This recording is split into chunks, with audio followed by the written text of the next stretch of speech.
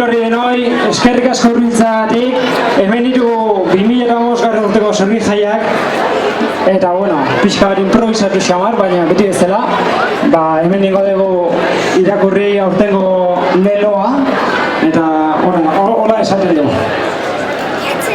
Michelin fabrikan gertatzen denaren islada da Lasarte-Oriako giroa. Biztanleen gehiengoak bertan gertatzen denaren sentsibilizatua dago gutxi edo gehiengoan. Langileko herria da. Fabriketara lanera etorritako langileentzat eraikitako auzo luzea. Industrializazio planen ondorioz, 60. hamarkadako hasieran, Extremadura, Gaztela, Andaluzia eta beste herrialde batzuetatik etorritako jendeaz osatua. Espainiar lurretatik etorritako jendea, bertako kontserbadorenek maketo gisa izendatzen zituztenak. Ordea, herriko gehiengoarentzat langileak dira, jende ona, alaia, eta beraien bizitza hobetze aldera, sakrifizio handia egin dutenak sorterria utziaz. Batzuei min egin arren, Lasarte-Oriako proletariatuaren oinarria izan dira.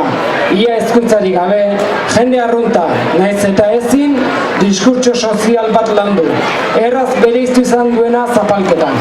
Ez alferrik, beraien gurasoek, Francoren erregimenaren gorriak eta bi ikusi zituzten. Euskal Herrian gertatzen denaren isla da Lasarte-Oria. Gazte eta ez horren gazte askok, bizitzeko ere lehin ez dutenez, kanporako bidea hartu beharra izan dute. Kanpoan bizi hobeago baten bilaketa amaikabean. Desindustrializazio baten ondorio, zerbitzuetan oinarritutako jendarte baten bizitzerik ez duten 21. mendeko iheslari berriak. Ikasketa maila altuen jabe, baina zapalkuntza ezin identifikatu. Poltrona eta komunikabideen goxoaren atzean ezkutatzen jakin duten zapaltzaileak. Jendartearen banaketa baten azken aurreko katebegiak. Hasieran, 1000 eurista zirenak klase borrokatik aldentzeko orain ia esklabu bilakatzeraino. Azken katebegi gisa ordea, gugana bizi berri baten bila datozenak agertzen zaizkigu.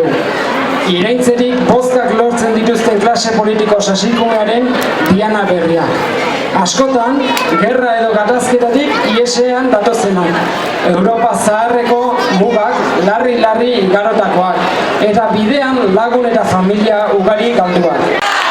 Aurten zoritxarrez esan beharrekoa gora xirimiri, eta aurrera denok eta festak irabaz dezala hurrengo bostegunetan. Venga!